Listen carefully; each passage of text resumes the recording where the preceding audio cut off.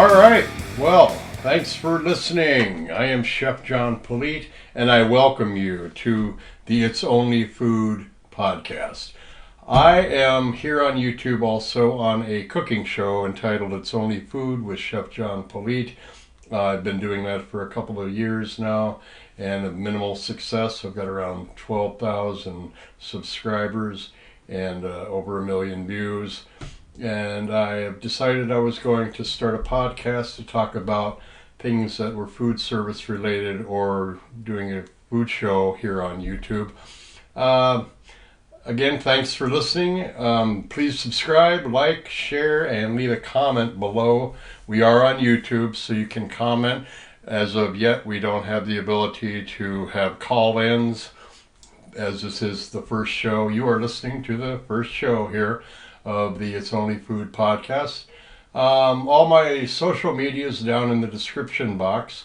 Make sure, like I said earlier, to leave a comment below, say hi, welcome yourself, and I do answer all comments. Just be polite and be nice, so we can all just get along here and have a good discussion.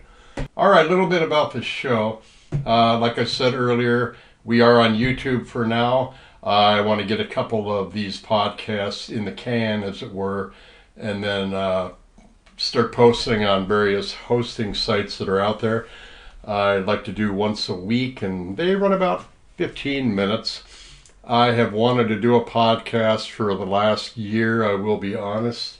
I've been buying the equipment, learning how to do it, reading a lot of books and stuff. I've probably been ready to go for about probably 8 or 9 months now, but I've been too chicken to start, and I've also been kind of busy doing other things. But here I am. I'm doing it. I'm sitting in front of this microphone, and I'm actually having a conversation with you, the listener, and I'm glad I'm doing it now. Some of the topics we're going to talk about, of course, is going to be the cooking channel, and we're going to have other people that have cooking channels that I've met over the last couple of years on as well, interview, and to have a little back and forth. We're going to be talking about how to do a show on YouTube, how to set up, buy your equipment, do your camera shots, how to edit, all kinds of different things that we hope will help you if you take on the venture of trying to get a cooking show on YouTube. It is a fun thing to do, and it's not as easy as it looks, and it takes a lot of work, but it's well worth it. Another topic that we'll be talking about is going to be some of the challenges that we are facing in this food service industry. Quite a few. We're going to do a SWOT analysis on a lot of it and have a discussion on what we can do with your feedback, of course, to make some of the issues become less of a challenge.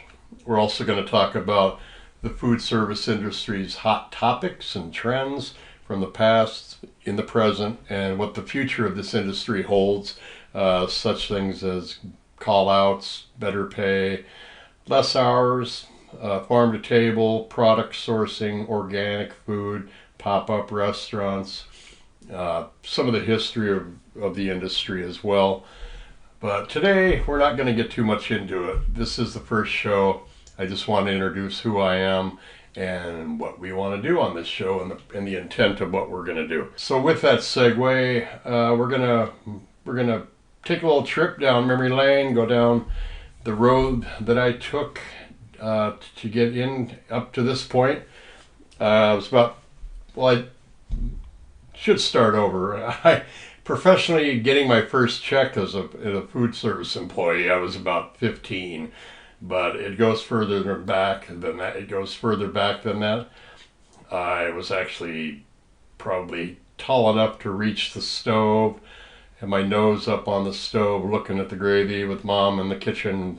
She taught me how to use a cornstarch slurry to thicken up a gravy. That's my first memory, I think, and also with my oldest sister, Diane. We would punch down the dough when we were making fresh bread, karate chopping it and stuff like that. I remember those kind of memories.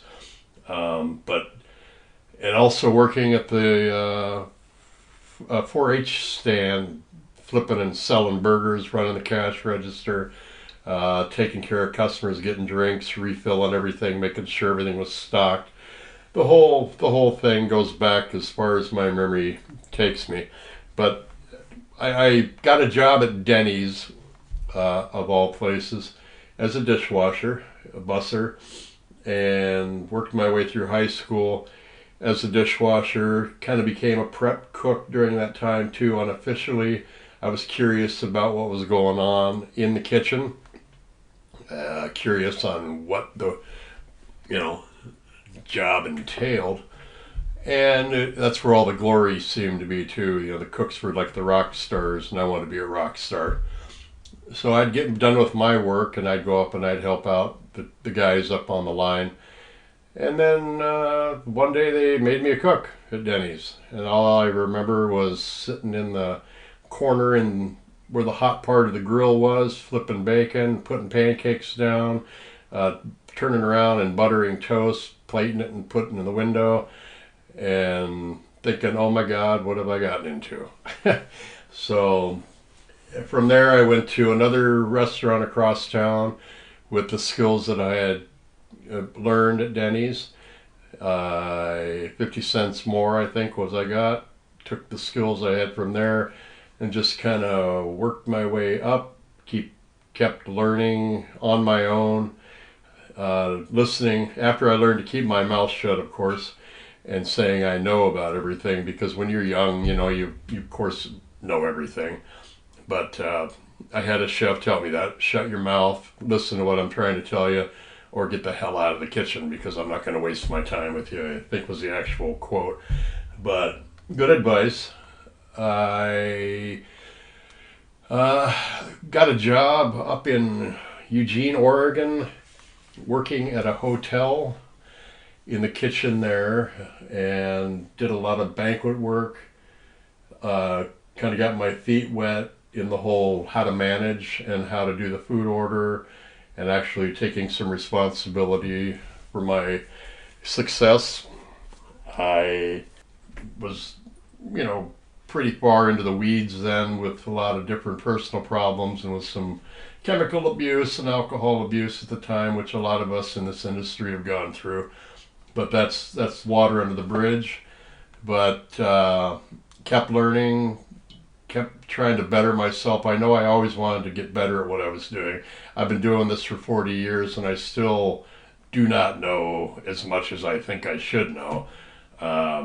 It's incredible that how much industry and how much culture and knowledge you could take your whole life to learn one culture's food, and to think of all the different kinds of food there is in the world. It would take you a lifetime or 3 or 4 to even learn any of them. So, but back to where I was, Eugene, Oregon, got my taste of management, responsibility, being in charge of a kitchen. And I think I was about 24 or 25 at the time. I look back now and just want to hit myself in the head, because I'm in my mid-50s now, and I'm looking at the younger generation going, yeah, that was me. Didn't know as much as I thought I did.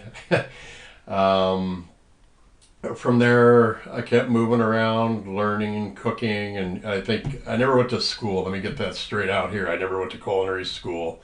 A lot of you are going, yeah, we know, we can tell. But always taught myself, always worked harder than the other guy, always showed up early, stayed late, worked those long hours, and I just loved the industry. I don't know why it stuck with me, but I just loved it. Finally, one day, fell backwards into senior living. I got a job with a company that was doing contract management work. I got a job as a chef at a treatment facility, and did that job for about 2 or 3 months. Showed them that I knew how to cook, took care of everything in the kitchen, did all the bills, caught up, paid all the bills, did everything I needed to do. Apparently I was doing a really good job. And they asked me if I was interested in a job at a senior living community. Never experienced any of that. Said sure, that I think there was a little money extra in there.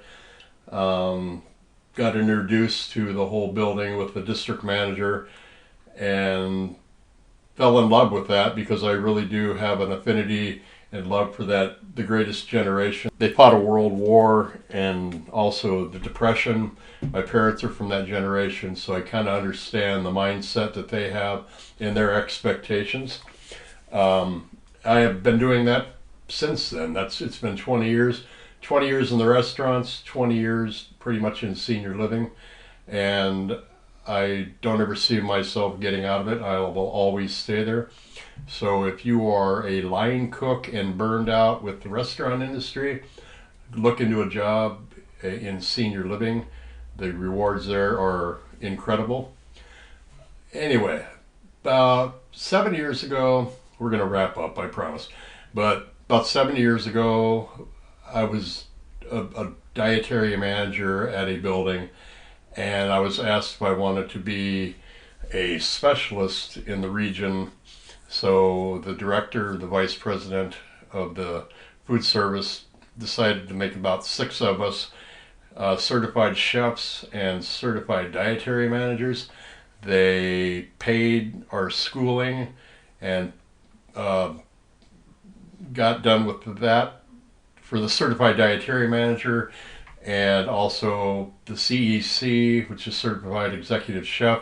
I will be honest, I took the written test, passed that, and have been trying to get my practical exam done, but you've got to buy lobsters and you got to have a place to do it and all that. But I have done many practical exams in my past, and I've done a wonderful job. I'm just not a certified executive chef, but I am a chef.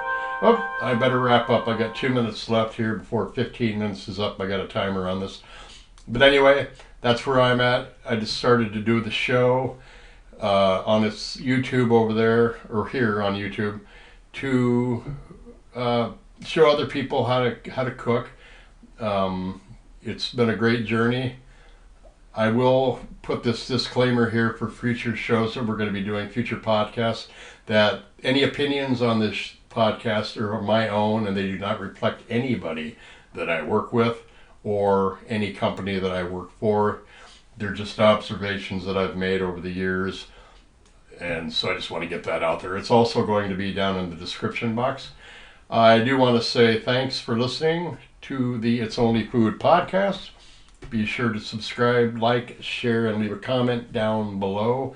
Our next podcast, we're going to be talking about things such as calling out, better pay, less hours, farm to table, product sourcing, organic food, just what's going on in the restaurant industry. I haven't been in the restaurant industry, but we're seeing a lot of this in the senior living where I work, because that is part of the food service industry. So there's a lot of these issues are affecting our sector of the food service industry, and I want to talk about them and hear back from you to better flesh out some of these issues and see if we can come up with some solutions. So, hey, thanks again for listening. Sorry I rambled. It's been great. I can't wait to continue doing this. I finally got 15 minutes of me talking done. Again, thanks so much for listening. Take care of yourselves, and we'll see you again. Take care. Bye-bye.